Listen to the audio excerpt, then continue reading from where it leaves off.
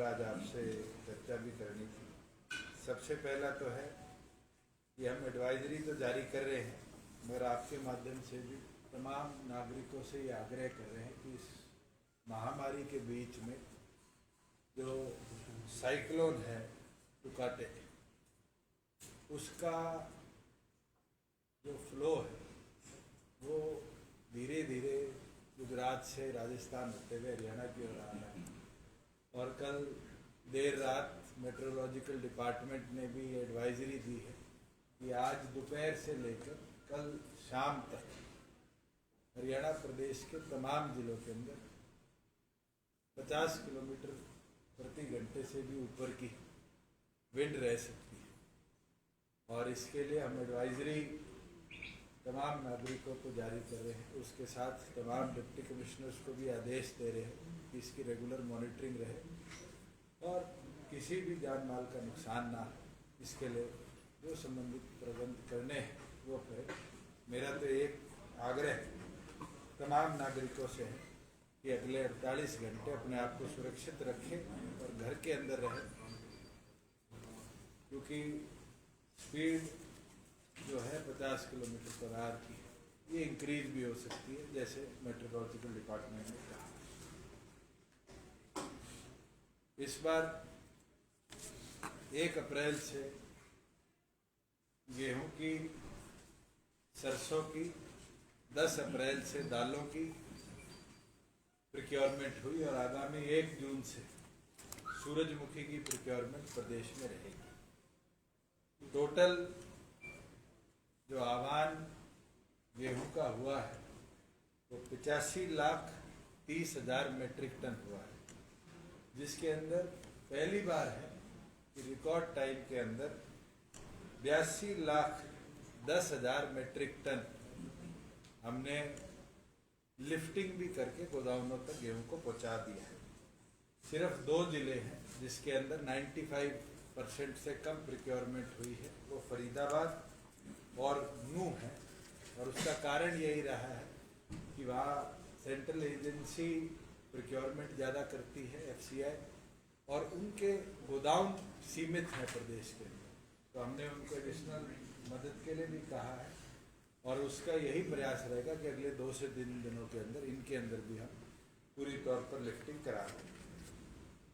गेहूँ की जो आह्वान हुआ है उसके बदले में 15,598 लगभग 16,000 करोड़ रुपए की पेमेंट चारों विभागों द्वारा पुश कर दी गई है, जिसके अंदर लगभग 14,310 करोड़ रुपया हमारी state agency food and civil supplies, एफेड और वेयर हाउसिंग कॉरपोरेशन ने किया है और लगभग 1,290 करोड़ रुपया फूड सिविल सप्लाईज ने फार्मर्स के खाते में दे दिया।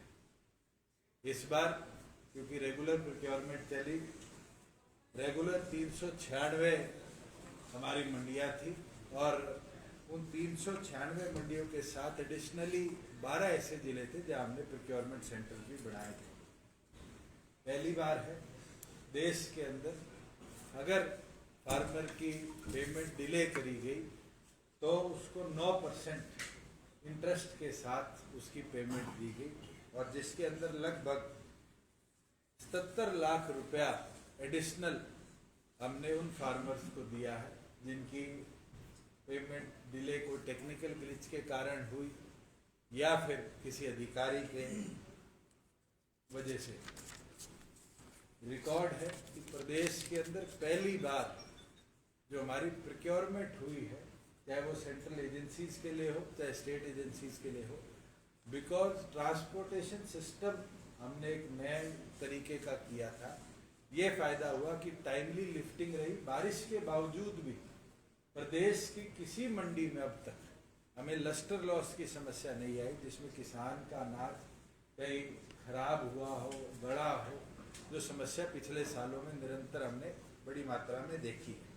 ऐसी कोई हमारी मंडी नहीं है जिसके अंदर आज के दिन बड़ी मात्रा में स्टॉक खड़ा हो, एक्सेप्ट वो मंडियां जहां हम स्टॉकिंग का काम पहले भी निरंतर करते आए हैं। एक बड़ी अच्छी चीज इस बार देखने को मिली कि लास्ट टाइम हमने 7 लाख मैट्रिक टन से ज्यादा सरसों की खरीद करी थी एमएसपी के ऊपर, जो लगभग 4600 रुपये के आसपास है। इस बार की एमएसपी 4650 रुपये थी और प्रदेश के अंदर 4 लाख के नजदीक रजिस्टर्ड फार्मर्स थे। उसके बावजूद भी एक दाना सरकार को प्रोक्योर नहीं करना पड़ा। और खुशी की बात है कि 4650 रुपये एमएसपी के बदले इस बार हमारी मंडियों में 7275 रुपये 7275 रुपीज पीक का सरसों का रेट गया है। ये मुझे लगता है कॉम्पिटिटिव मार्केट बढ़ने से फार्मर को फायदा मिला, जिसके अंदर हमारे 3,22,000 फार्मर्स का रिकॉर्ड हमारे पास है जिनने मार्केट कमेटी के अंदर अपने आप को रजिस्टर कर रखा है। जहां सूरजमुखी की बात है, 1 जून से सूरजमुखी की प्रोक्योरमेंट पूरे प्रदेश में होगी, जिसके अंदर 7 हमारी डेजिग्नेटेड मंडियां हैं, जिसके अंदर 8283 हमारे पास रजिस्टर्ड फार्मर्स हैं। अगर कोई फार्मर छूटा भी है तो भी हम उसको 1 दिन का मौका देंगे कि वो अपने आप को रजिस्टर करा ले और एग्रीकल्चर विभाग तुरंत उसको वेरीफाई कराने का काम करेगा।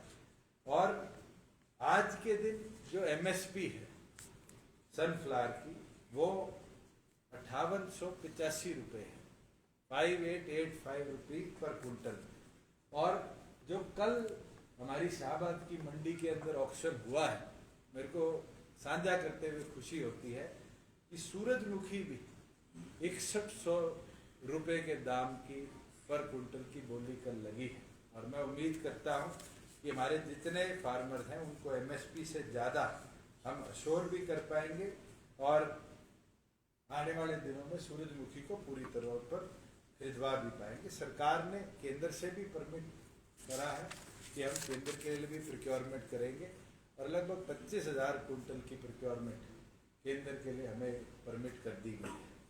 मैं बधाई देना चाहूँगा हमारे पीडब्ल्यूडी के अधिकारियों को, जिनके मेहनत से प्रदेश के अंदर 1000 bedded 500 bedded 2 hospital record time पे बनाए गए, जिसकी डेडलाइन 20 तारीख तक थी। मगर तमाम अधिकारियों ने, खासतौर पर हमारे 2 ACS अपूर्व कुमार, अनुराग रस्तोगी, जिनने डेडिकेटेडली इसको मॉनिटर किया, हमारे दोनों EIC निहाल सिंह और राजीव अरोड़ा, जिनने एक एक चीज को अलग अलग विभागों के साथ कोऑर्डिनेट करते हुए टाइम से 4 दिन पहले कंप्लीट करने का काम किया है। और उसके लिए हमारे लेबर डिपार्टमेंट ने तुरंत वहाँ मेडिकल स्टाफ की कोई किल्लत ना पड़े 300 अपने अधिकारियों को डिप्यूट किया है, जिसके अंदर 136 मेडिकल ऑफिसर्स हैं, 88 फार्मासिस्ट हैं, 26 MPHS हैं, 17 लैब टेक्नीशियन हैं और 40 MPHW वहाँ पर नियुक्त किए गए हैं, जो प्रॉपर हेल्थ फैसिलिटी को हेल्थ डिपार्टमेंट के साथ डेपुटेशन पे जाकर काम करके सुचारू तौर पे चलेंगे। बिल्कुल इसके लिए हमें हमारी कई EIC डिस्पेंसरीज जो जिन शहरों में मल्टीपल डिस्पेंसरीज थी, कहीं 7 थी, कहीं 12 थी, उनको जरूर कम करना पड़ा है, क्योंकि आज के दिन मेडिकल व्यवस्था कोविड की इस महामारी के अंदर दुरुस्त रहे, उसके लिए हमारा प्राथमिक कार्य रहा। इसके साथ ग्रामीण क्षेत्र को और हेल्थ सेक्टर में मजबूत किया जाए। पंचायती राज विभाग में भी बेहतरीन तरीके से कार्य करते हुए प्रत्येक जो हमारे 10,000 की आबादी से कम की पंचायतें हैं 6136, उसके लिए 18.5 करोड़ रुपया कि वहाँ आइसोलेशन वार्ड बढ़े, और 10,000 की आबादी से ऊपर के जो हमारे लगभग 100 गांव हैं उनके अंदर 5 करोड़ रुपया सैंक्शन किया है, जिससे आइसोलेशन वार्ड प्रॉपर बन पाए। और आइसोलेशन वार्ड के अंदर 5 सदस्य हेल्थ डिपार्टमेंट की टीम के रहेंगे और 5 सदस्य ग्राम टीम के रहेंगे, जिसके अंदर नंबरदार, पूर्व सरपंच, एक महिला सरपंच या मेंबर और 2 गांव के मुख्य लोग जो डे टू डे उस आइसोलेशन वार्ड की फैसिलिटी को देखते रहेंगे। कई चीज़ें हमने परमिट भी करी है जो आइसोलेशन वार्ड पर तुरंत, अगर कोई ग्रामीण व्यवस्था के अंदर चीज़ उपलब्ध नहीं होती तो लोकल लेवल पर परचेज कर कर ला सके। जैसे डिप्टी कमिश्नर्स को पहले हमने सैंक्शन करे थे 50 लाख रुपए, 1 करोड़ रुपया कि ऑक्सीमीटर और इस तरह की चीज़ें ले ले। आज के दिन स्टीमर्स हैं, ब्लड प्रेशर मशीन है, ये और कई इक्विपमेंट थे। तो आज हमने लिबर्टी दी है कि प्रत्येक गांव में आइसोलेशन वार्ड में अगर इन चीज़ों की जरूरत रहे तो हेल्थ सेक्टर को ओवरबर्डन ना होना पड़े, उसके लिए ये अधिकृत कर दिया गया है। कल 10,000 कल कम वाले हैं उसमें 10 करोड़ और 10,000 से ज़्यादा वाले में 5 करोड़। जो 6136 पंचायतें हैं उनमें 18.5 करोड़, जिनमें आबादी 10,000 से कम की है, और लगभग 98 गांव है 10,000 की आबादी से ऊपर, उनके अंदर 4 करोड़ 90 लाख रुपए जो वो गांव है जिनकी आबादी 10 से ऊपर है। कल हमने हरियाणा की जो बता रहे थे हेल्थ सेक्टर वाले गाँव वाले वो कंप्लीट हो जाएगा। गांव में क्या इनको जो हेल्थ सेक्टर का जो करने को ऑक्सीमीटर वगैरह खरीदने की अनुमति दी है, वो भी दे रखी है डिप्टी कमिश्नर्स को कि वो अपने लेवल पर प्रोक्योर करते हैं डिजास्टर मैनेजमेंट के तहत प्रत्येक गांव में पहुंचाने का काम करे, जिससे जो ये छोटी छोटी ऑब्जर्वेशंस हैं जो डिटेक्ट कर सकती है प्राइमरी स्टेज पर कि कोविड है या नहीं किसी पेशेंट को, उसको आइसोलेशन वार्ड तक पहुंचाए और उसकी रेगुलर मॉनिटरिंग करी जाए, इसके लिए हमने परमिट किया है। कल हमारे जो रोड इंफ्रास्ट्रक्चर बोर्ड है उसकी बैठक थी और बेहद खुशी के साथ साझा करता हूं आपके कि हमने फेज़ 1 पूरी तौर पर कंप्लीट कर लिया था। फेज़ 2 की PMGSY की कई रोड DLP के अंदर थी जो कि 98% अब पूरी तौर पर कंप्लीट हो चुकी है। PMGS फेज़ 3 के अंदर हरियाणा आज नंबर 1 पर रहा है, जिसके अंदर हमने जो हमारा पार्ट 1 था PMGSY 3 का, उसके अंदर 419 सड़कें ली थी, जिसका किलोमीटर लेंथ थी 4565 किलोमीटर। ये तमाम सड़कें कंप्लीट हो चुकी हैं। जो इसका बैच 2 था, बैच 2 के अंदर 103 सड़कें, 103 प्रोजेक्ट्स थे, जिसके अंदर 85 सड़कें थी और 18 ब्रिजेस थे, जिसकी कुल कॉस्ट 919 करोड़ थी। इसमें 110 किलोमीटर बनने हैं, जिसके अंदर से 963 किलोमीटर कंप्लीट हो चुके हैं।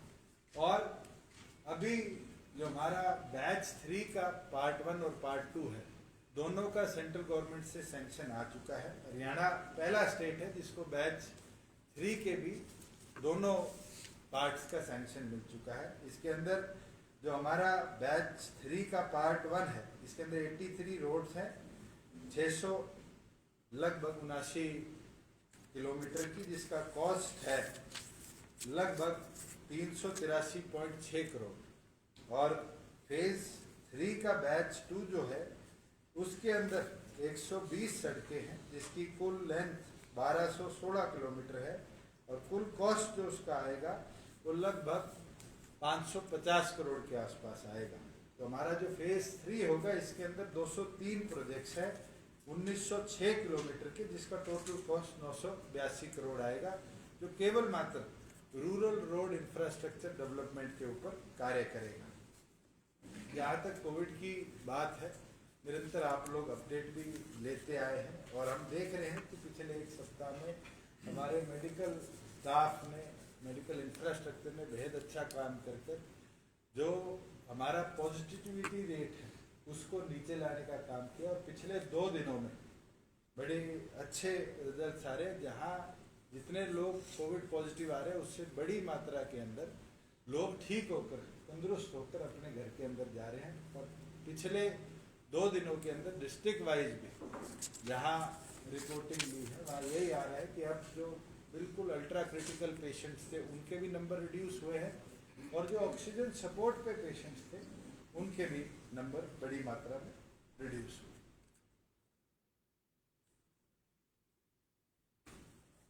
अब आपके दो सवाल।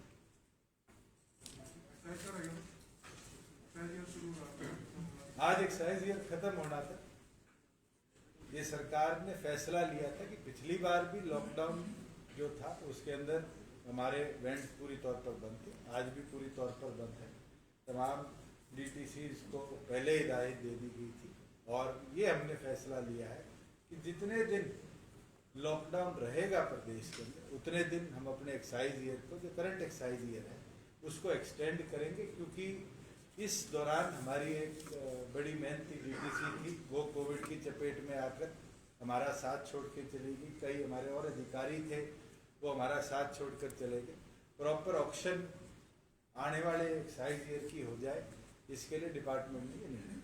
सर, शराब की तस्करी न हो इसे कैसे सुनिश्चित किया जाएगा? तो कई जगह से ऐसी शिकायतें भी। देखिए, जहाँ तक हमारे प्रदेश के अंदर डिस्टिलरीज की बात है, उनके कोई भी नए परमिट वहाँ से रिलीज के इशू नहीं हुए हैं।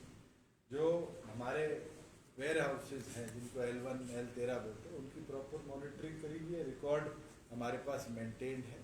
और जो दूसरे प्रदेशों से आ रहा है उसके लिए हमने पुलिस को भी लिखित तौर पर हिदायत दी है कि बॉर्डर्स पर सख्ती बढ़ाई जाए, क्योंकि बड़ी मात्रा में, क्योंकि पंजाब में, राजस्थान में, दिल्ली में आज वेंट्स खुले हैं, उन प्रदेशों से आज हमारे प्रदेश में शराब आ रही है और उसके लिए पुलिस को हमने पहले हिदायत दी है कि वो बॉर्डर पर सख्ती बढ़ाने। सर, इससे लॉस कितना हो रहा है पर डे पर मंथ का, अगर आप बता दीजिए? हमारे एक्साइज ईयर के अंदर तो जितने दिन एक्साइज ईयर 365 का है चलेगा, उसके बाद ही लॉस प्रॉफिट दी जाएगी। आज के दिन तो 0 डे है, अगर वेंड बंद है और हम उसको आज कंपेयर नहीं करें तो मुझे नहीं लगता कि स्टेट को इससे कोई रेवेन्यू।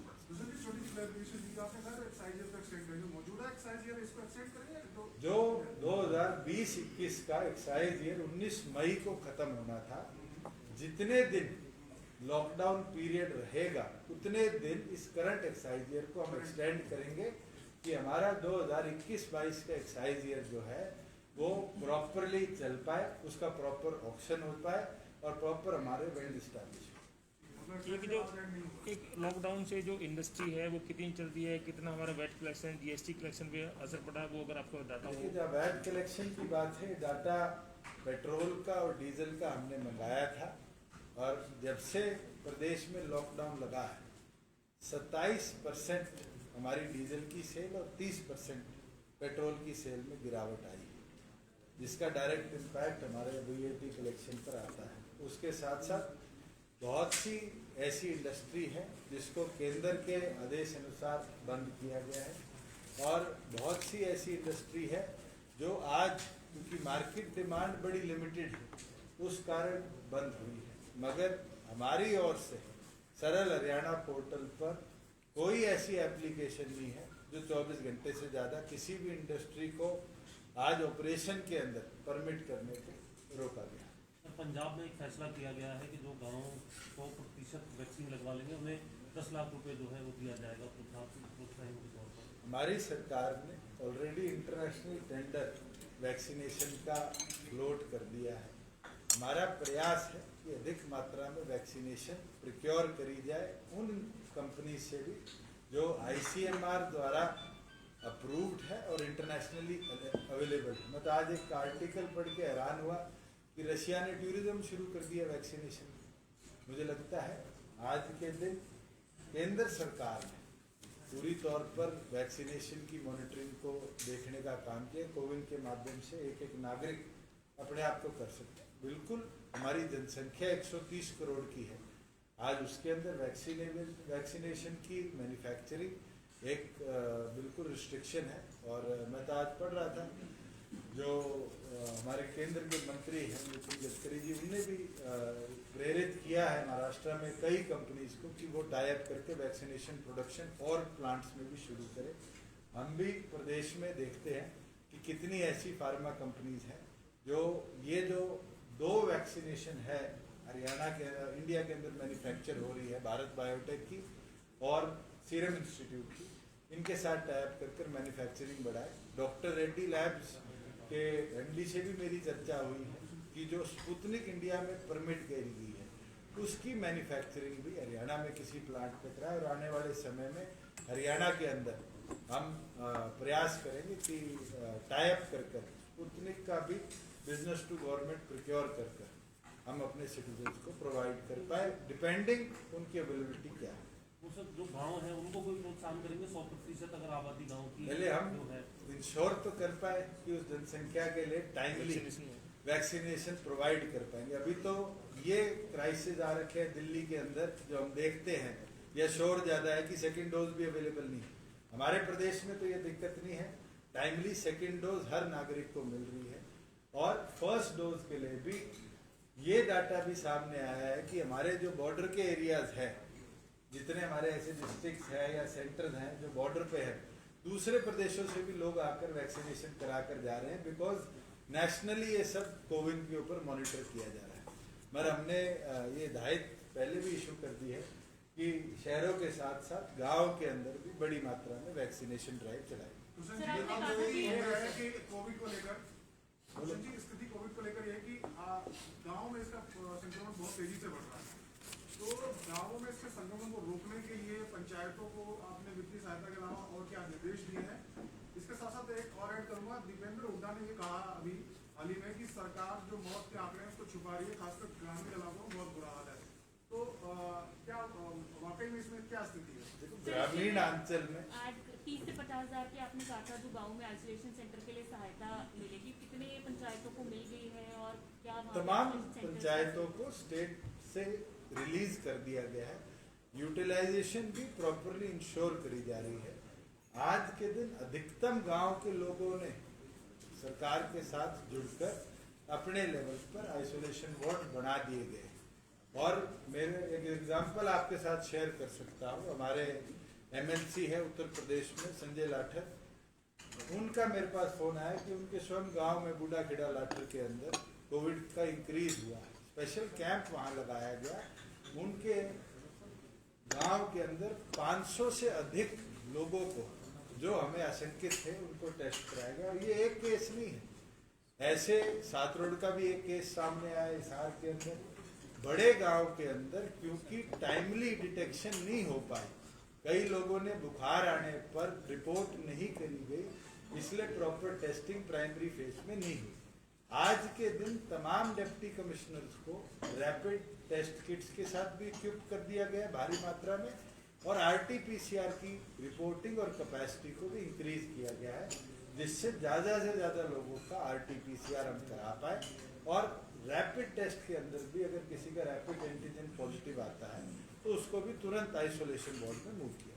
सर एक सवाल है, आप इंडस्ट्री मिनिस्टर हैं, हरियाणा में अगर ट्यूबवेल कनेक्शन की बात की जाए तो केवल एक ही कंपनी को परमिटेड किया गया है हरियाणा की कि जो ट्यूबवेल कनेक्शन के लिए मोटर सेल कर सकती है। हरियाणा में जबकि ट्यूबवेल की जो मोटर्स बनाने वाली बहुत सी कंपनियां, उनको बहुत आपत्ति है, उन्होंने सरकार को भी लिखा। तो ऐसे में जब इंडस्ट्री की मोटर हरियाणा में नहीं खरीदी जाएगी तो वो कैसे स्वावलंबी हो पाएगी, कैसे सिस्टम चलाएंगे? केंद्र सरकार के आदेश अनुसार पहले तो केवल मात्र एक ही कंपनी परमिटेड थी जो 5 स्टार मोटर बनाती थी, उसको अब 3 स्टार मोटर कन्वर्ट कर दिया गया है। पिछले दिनों हमने उसकी मॉनिटरिंग करी और उसके अंदर 7 कंपनीज देश भर से आई, जिसमें एक हरियाणा की परमिट।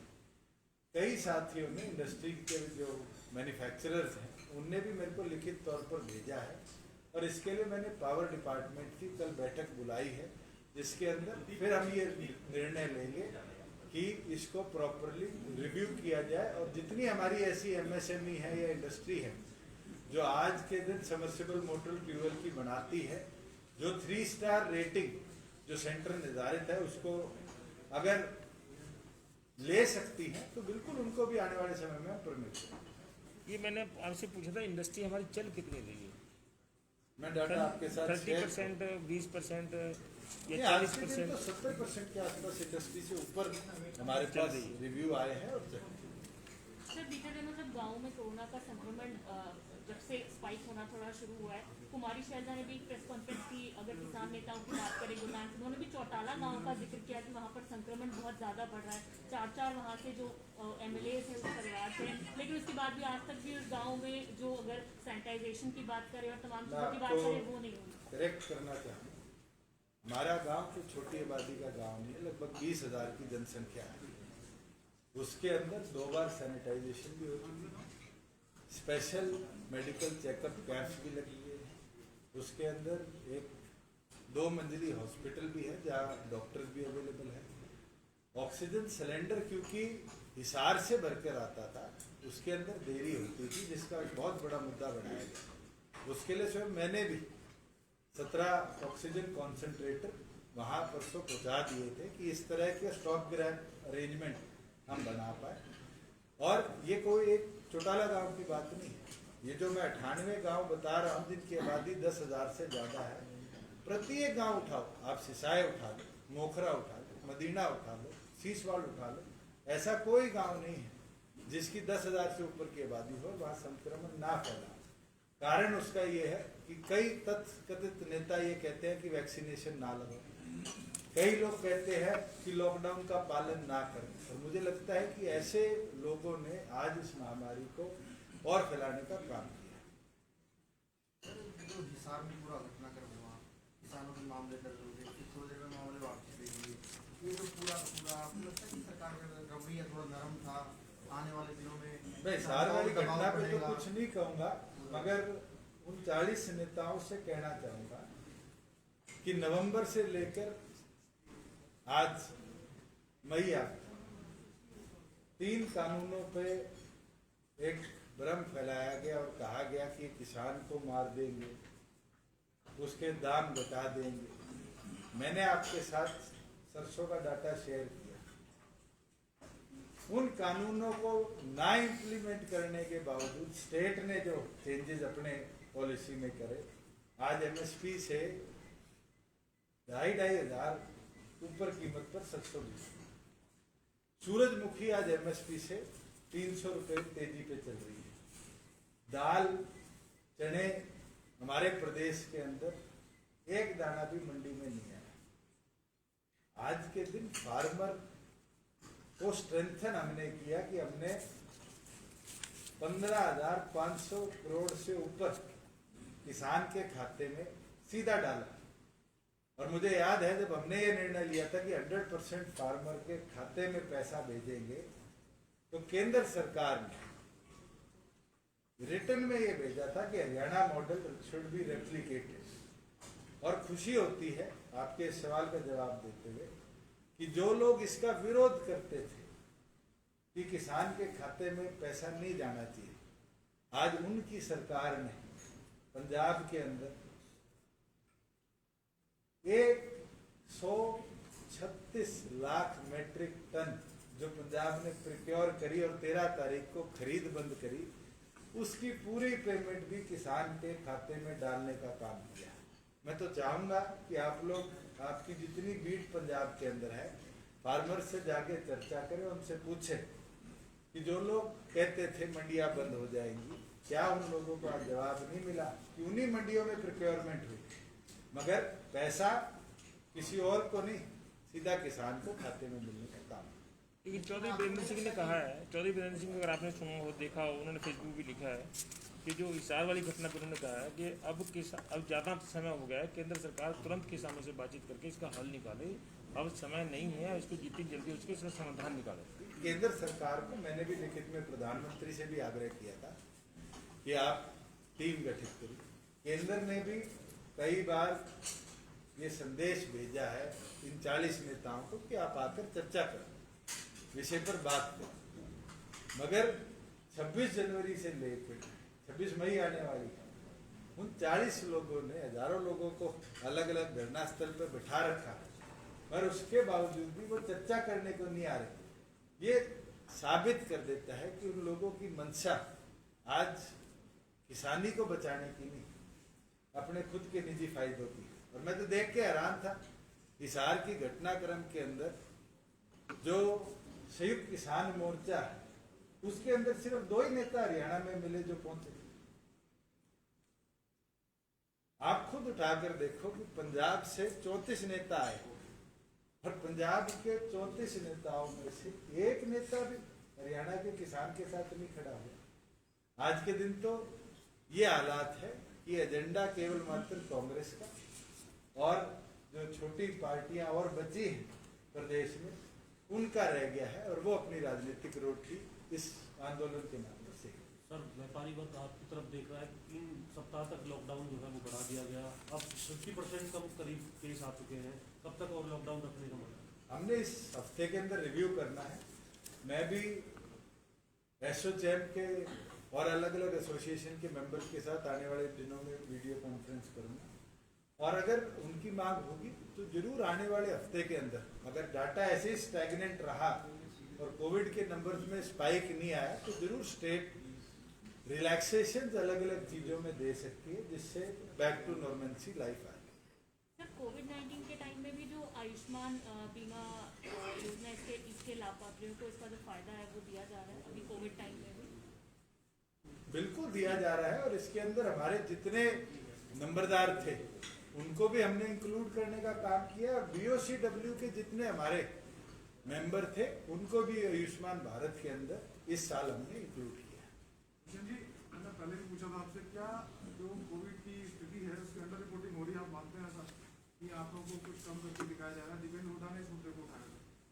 मैं तो एक चीज बोल सकता हूँ कि हमें जहाँ से भी समस्या का पता चलता है कि इधर कोई आउटब्रेक है या कोई इस तरह की घटना हुई है, तुरंत हमारी मेडिकल टीम्स पहुंच जाती है, जिसके लिए पिछले दिनों हेल्थ डिपार्टमेंट ने NHM, आशा वर्कर और साथ में 3 और मेडिकल वॉलंटियर्स की एक टीम बनाई है जो प्रत्येक गांव में डोर टू डोर सर्वे कर रही है। आज के दिन हमारी आबादी लगभग 2.25 और 3 करोड़ के बीच की है, फिर भी अगर आप पूरे देश का डाटा उठाकर देखेंगे तो हरियाणा उन स्टेटों में रहा है जिसके अंदर टेस्टिंग सबसे ज़्यादा हुई है और रिकवरी रेट भी वन ऑफ द बेस्ट है। मिल गया आंसर। सर एक सवाल, ये सर हिसार की घटना के ये आप बेसिकली जिम्मेदार मानते किसे हैं? क्योंकि पुलिस और किसानों के बीच जो संघर्ष हुआ उसमें कई लोग घायल हुए, पुलिस कर्मचारी भी घायल हुए, किसान भी घायल हुए। आपके नजरिए से आखिर इसका दोषी है कौन? मैं तो ये मानता हूँ जिनने उकसाने का काम किया। किसको मानते सर? अब तो वैसे तो आप कांग्रेस को बता रहे कि सारे कांग्रेस जो है प्रोपेगेंडा चलानी है। फेसबुक पे वीडियो देख लो, उकसाया किस किस। चलो, थैंक यू।